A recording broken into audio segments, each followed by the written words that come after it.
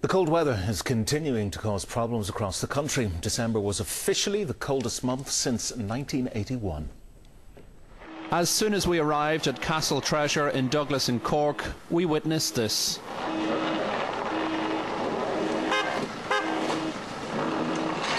Came down here, lost total control, hit this Mini here, bounced off it, carried on going, and I thought, Christ, it's even getting worse down here. Saw the verge and managed to gear it towards the verge and hit the verge and thought I was going to turn over, and thank God I just stopped. And if you'd have turned over there, it would have been like being on a sledge, because it's another 200 metres down there of solid ice. Yeah, I would have just kept going on the roof, just kept going. And the police, I've phoned the guards and they can't come up. I've phoned them and they said, leave your details, we can't come up and see you because it's too dangerous. The council has been gritting the stretch of road and Gardaí have put up warning signs, but locals say there are alternative routes and the road should be closed off altogether. A car overturned on Christmas Eve. We actually had guards here all night and they still have done nothing about it, you know. And a car overturned, 2 other cars crashed into it, and it's every day since. We've just had the council out to grit the road an hour ago and there's still accidents happening. I'm surprised the road isn't closed. It's just appalling. In Ringaskiddy in Cork, more than 4,000 tonnes of salt has been imported from Torrevieja in Spain.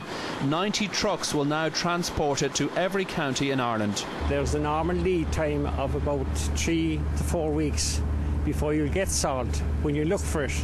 So in other words, different commentators have been coming up recently why there isn't more stocks and all this type of thing. And it just physically isn't like turning on a light switch. The necessity for importing such a huge amount of salt can be explained by the statistics. Meteorologists say that this has been Ireland's longest cold spell since the 1960s, and there are no signs of it letting up in the coming days either. In the meantime, motorists are being advised to take extreme care on the roads. Jerome Hughes, TV3 News, Cork. The conditions in Lucan and West Dublin may have been fun for some today, but with many residential areas and secondary routes frozen over, commuters faced a frustrating time on the roads, some of which were temporarily closed. Residents here feel conditions on roads and footpaths are unacceptably hazardous. They are deadly. And I come down, I haven't been in any morning, I'm 85 years of age, and thank God I'm able to get to Mass. Not enough has been done. It is dangerous. What do you think needs to be done? Well, I think they should be putting more grit on the roads, putting more grit on the footpaths.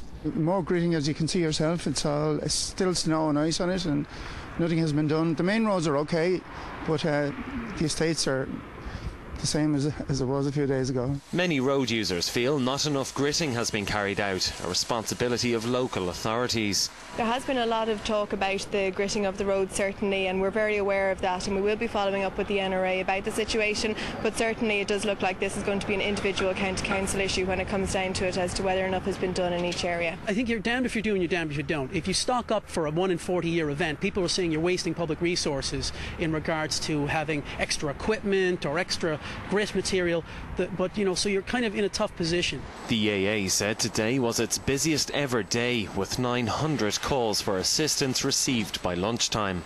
Eastern counties have been the worst affected areas, with secondary routes in parts of Dublin, Meath and Kildare very icy. Most main roads have been gritted and are passable. The National Roads Authority is urging motorists not to be complacent and to be on the lookout for patches of black ice. Conditions are expected to remain dangerous in many areas for the rest of the week. Stephen Murphy, TV3 News, Lucan in Dublin.